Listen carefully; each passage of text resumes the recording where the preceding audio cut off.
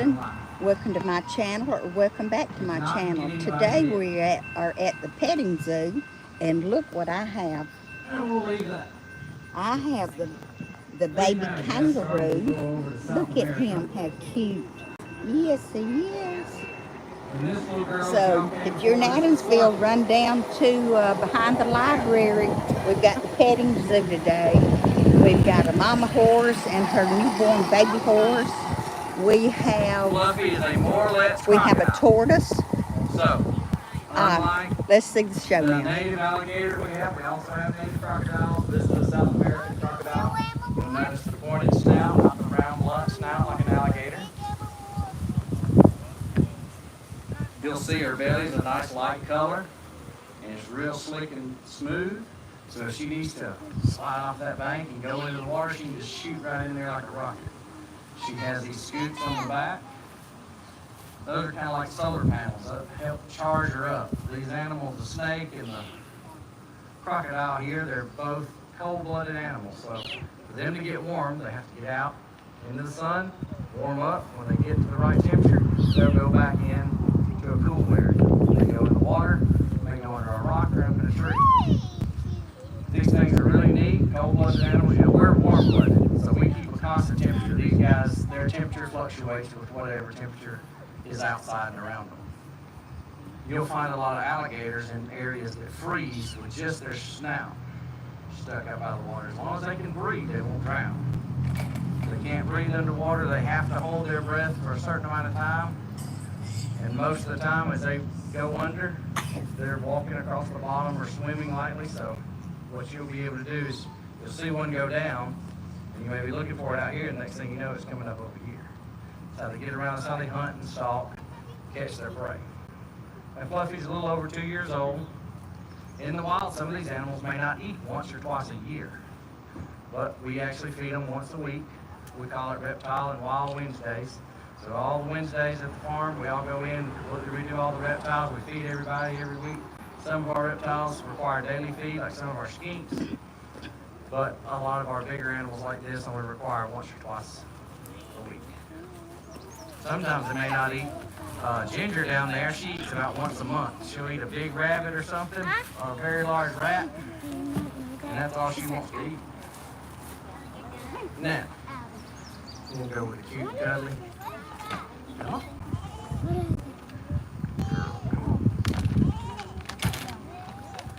Good girl. All right. This is our African serval. This is an African wildcat. Kind of like we have bobcats around here. This is Africa's version, pretty much. These are a long-legged, skinny cat. So they're very athletic. They can jump over 6 feet straight up in the air. Closer to about 8 or 10 feet. But they can catch a bird out of mid-air when they're hunting. They have these beautiful white patches on the back of their ears. Y'all see those? What kind of milk you feed them? Cat milk. Oh, you buy special milk for her? Yeah, cat milk straight out of Walmart. KMR. Kitten milk replacement.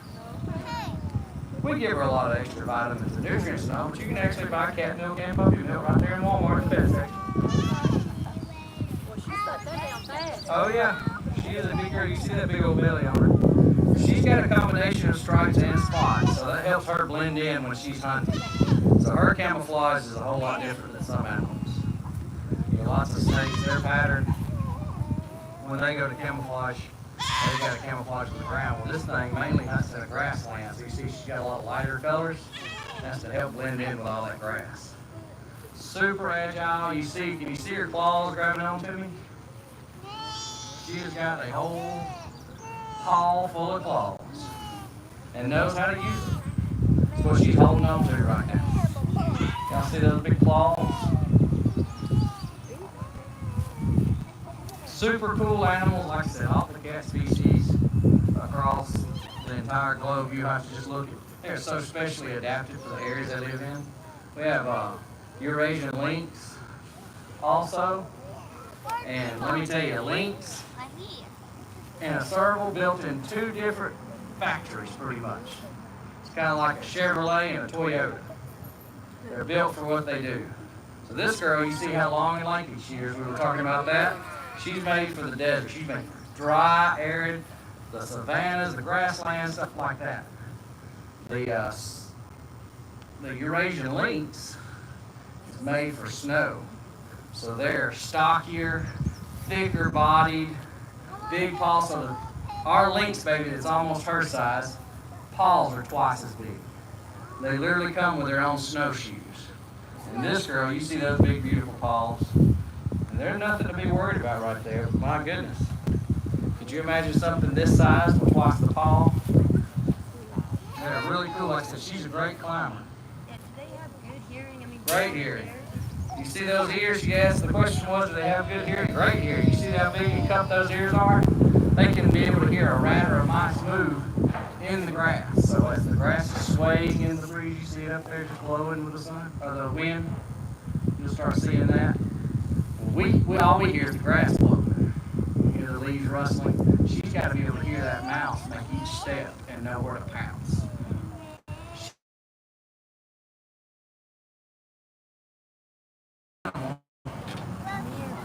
Is so specialized in what they are.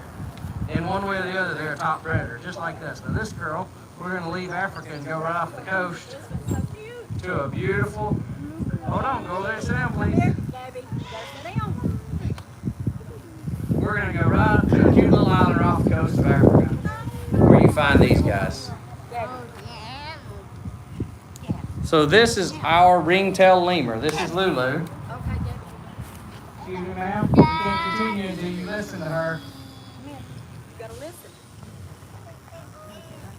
Thank you. Like I said, ringtail lemur. So all the ringtail lemurs, they'll have 13 rings on their tail. Unless something has happened, they've injured their tail or lost a part of it. They'll have 13 rings on that beautiful tail. 100 plus species of lemur out there on that island. Every one of them are endangered. So we work closely with a lot of other people that raise ringtails, and we'll swap out genetics. So we have a very diverse group. And when you get a lemur in a group, you call it a troop. A troop of lemurs. Y'all know what you call a group of crows? A murder. You know what you call two crows? An attempted murder. But anyway, they're really cool.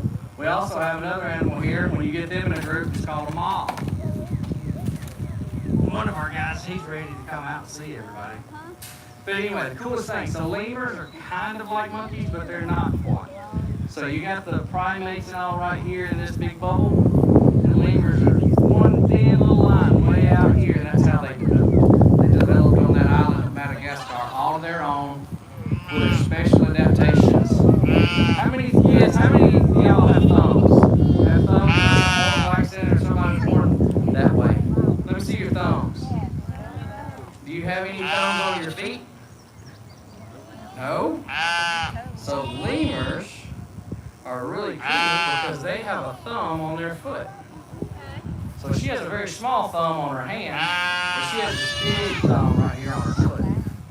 And they have fingerprints just like us and everything. See how good she can grasp? They can grab on stuff. So if she misses the branch with her hands, her front hands, she can grab them with her back feet just as well.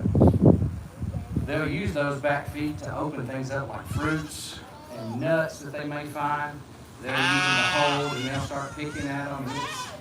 It's really interesting to watch them. They're super smart. You see those beautiful eyes? They are actually a diurnal animal, so they don't really do a lot of nocturnal things. They hunt during the day or feed during the day. They sleep all night. This girl, she loves her little stuffy. She's probably one of the ones that stayed on the stuffy longer. Most of the time they're always on heater, which when it's 100 degrees, y'all can understand it's like having a nice little heater around your neck. And I already sweat enough. So we do appreciate her loving on this stuffy a lot more. She's a big old girl. She loves to eat, loves her little fruit packs. How many of y'all like fruit packs? Yeah? That's pretty cool. So teachers, our adult helpers, y'all be thinking about which animals y'all might want to hold here in a minute. Because we're going to let y'all hold a few of them, let some of these kids interact with. Now here's one of my favorites. We haven't been able to bring to a lot of shows because we haven't ever had one. We really enjoy having this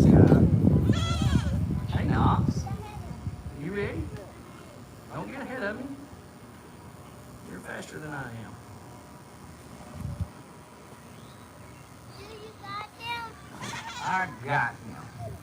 Now we just gotta see if he wants to get in. There you go. Good boy. Before you get started, you got to put water in. Mm-hmm. I say to bring the water. Oh yeah, great. They'll just set it there. There's a bucket right on the. All right. So this is Knox. Knox is our spectacled owl. So a lot of y'all hear the local owls like the barred owl and the barn owl. We have some great horned owls sometimes that visit this area. We also have the little screech owl. Anybody ever seen a screech owl in the wild? Or some of the raptor programs that have a screech owl? They're cute.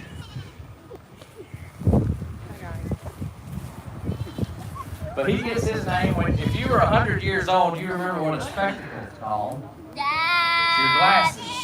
So the way he gets the name of spectacle owl are those rings right there around his eyes. One of the most silent flights of any animal you can hear. So these guys, their wings and feathers are developed to the point where they barely blip a scale when it registers sound when they fly. That's how they're such great hunters. So everybody asks, why is he up during the daytime? Have you messed with him? Have you messed up his circadian rhythm or something? It's like, no. If McDonald's was open from dark to daylight, when would you go to McDonald's? At night, right? It's the only time it's open. Well, for the most part, these guys, their food's only out at night. So rats and mice and stuff like that usually only tends to come out during the nighttime. These guys have amazing vision, as you can tell by looking into those eyes. Their eyes are so big, they're fixated in their head, so you know how we can kind of cut our eyes left and right, up and down. These guys can't. They have to really bob their head up, down, side to side, or turn it 270 degrees around. So if you ever think you snuck up on an owl, you've done something. Because for the most part, he can hear every one of your heartbeats. Their hearing is so impeccable. And you wouldn't believe this guy has an ear right here next to that facial disc and another one right over here. And that's so he can triangulate and see where that rat is. So he can be sitting up in that tree in the pitch darkness, and there'll be a rat right over here next to that tree, under all that brush, and he can hear it and then see the movement and fly straight down there, get it, and now he's got dinner. But anyway, let me help this gentleman real quick find a bucket, and we will be right back. Let me go do this for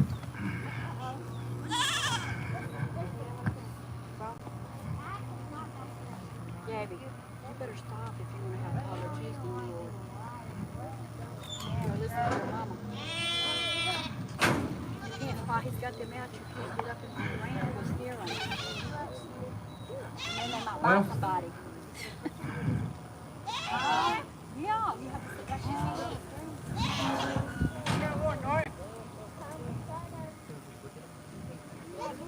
All right, now we can talk a little bit about the guys that are in the pen. How many of y'all see that thing over there that looks like a deer? I'm sure a bunch of y'all are probably told, oh, look at the deer, see the deer, feed the deer. How many said that? Not even a deer. Not even a deer species, not even in the cervid family. That is a nilgai antelope.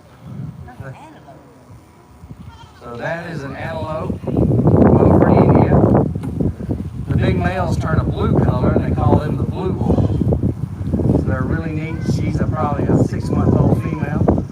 We've got our little mini Highlander up there. And then we've got our little pony there with her baby. Everybody would ride the pony, we don't ride them right now because she's got a beautiful little baby on her side. And we like for her to take all the care in the world for that baby. You'll also see we have our sulcata tortoise over there. That's one of what we call our travel-friendly sizes. So we have some that weigh about 140 pounds and are quite large, and we only take them to 4 or 5 events a year. It takes about 2 people to pick them up. But that girl, that's Crystal. She's been with us since she was a hatchling. She's 7 years old. She's got a lot of growing to do. These things make it be the third largest tortoise species on the planet. goats, Aldabras, and then the sulcatas. And they get their name as an African spur-thighed tortoise. If you look, they dig a lot and very well. So in the African sunlight, they'll go and find a little den or dig on an area out in the dirt or the sand to cool off on. Like I said, that's going back to that cold-bloodedness.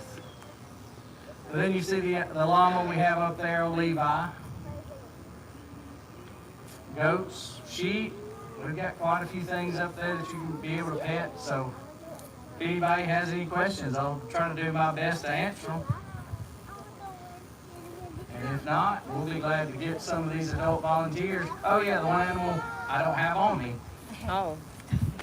So, we have our little Joey here. He's asleep. Go home. Good boy.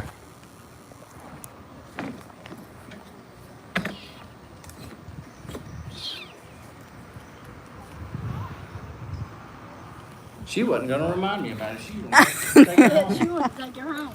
Yeah, she Anyway, felt just like my This baby. is Kate. Kate is about a 7-8-month-old baby red kangaroo. So they get the name red kangaroo. That's the largest species of kangaroo. You can see she's got some grays in her, but there is the red there.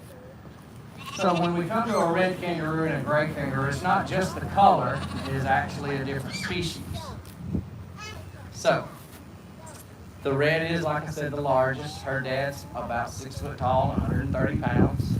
They can get bigger than that. Our boy's a big old boy. Her mom's about half that size. They'll average about this high and about 50 pounds. She does already have her pouch, like anything else. They have a pouch. This is her patriotic pouch. We're getting close to the 4th of July, so we figured we'd have our patriotic pouch out today. The cool thing about these guys, they have a pregnancy of 28 days. In 28 days, how big do y'all think a kangaroo is at 28 days old? Show me with your hand. Kids? Yeah, I think. How about the size of a jelly bean? Oh, really? Or a Yeah. coffee bean? They're blind, deaf, pink, and they'll climb right up into the pouch. They're born into the pouch. They actually have to climb all the way up and into the pouch when they're born, and then they stay there for the next 4 to 5 months, and then you'll start seeing a head pop out. And let me tell you, before they put that hair on, they're ugly looking things. They are all legs and tail. She got a diaper on? She does have a diaper on. It helps. But anyway, these things are also really cool because they can postpone their pregnancy for right at 11 months.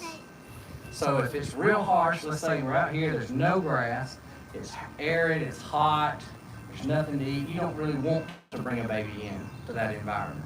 So they can put their pregnancy on pause until maybe a wet season comes, and then they'll pretty much restart the pregnancy Oh, really? and then continue on. They also can produce a milk for an older joey like this off of one teat and produce colostrum for the new joey on another one. Amazing animals, yes ma'am. Do y'all go visit the Montgomery Zoo and their red kangaroos? Montgomery Zoo has red kangaroos again? Last time I was there, they did. I know we're good friends with some of the people at Montgomery Zoo, and I know they got rid of a lot of their kangaroos and stuff. They had a bunch of dogs coming off of Chisholm, and it was a bad thing, so they decided to rehome a lot of them to a different facility until. They had some adult ones, and Mhm. I just wondered if that one was related to something. Nope, not related to any of them. Okay. But yeah, like I said, we work with a lot of other places. Lots of good friends of ours raise them. So anyway, any other questions? All right, I think we know one lady that's going to be holding the room. Anybody want to hold the snake? Anybody want to hold the snake? We need our adult people to be able to do it. Nobody can control. I'll get the snake out in a minute. We'll get the owl out. All right, well, we do appreciate y'all coming out. And like I said, enjoy the animals. We'll have a few out for y'all to touch and interact with. She's got a question. She wants to She hold. won't hold the snake. That's a big girl. We're gonna let her hold and let y'all interact.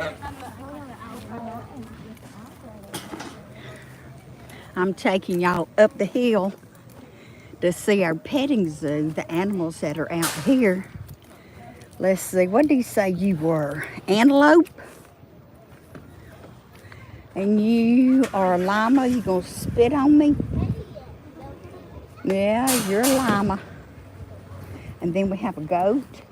Oh, you won't pet it again? Here's a sheep. Is that another sheep?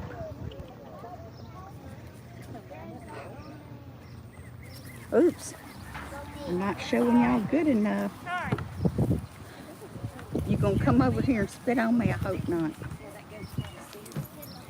And here's the mama and the baby.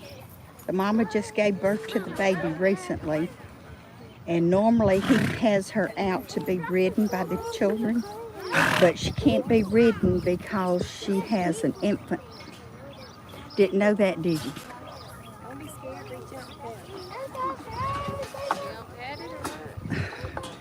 Now this one over here is a fool for petting. He's done followed me all the way around here. Let's get over here and see our tortoise. Wow, look at them. He sure is big. Oh, there's our goat. I didn't see it earlier.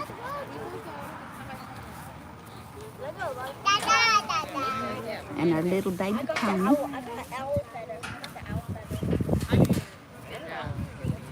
Oh, here's the tortoise moving for us. Let's see if I can get a picture of him. Oh, the sun's so bad I can't see. All I can see is ears.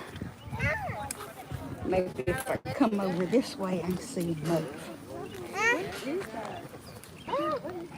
we go. I think it's a lamb. It's a mouse. Yeah, he's not fast. It's a turtle. Oh my god. Oh, it's a tail. And here's our baby bull over here. Hello, Tata. It's going so slow. So there's our animals for today. Thank you for watching. I appreciate it. I'll see y'all tomorrow. Bye-bye. Is a tail an animal? Is he an animal? Of course. How is that tail an animal? Because Oh yeah, he took the whole in the thing. water.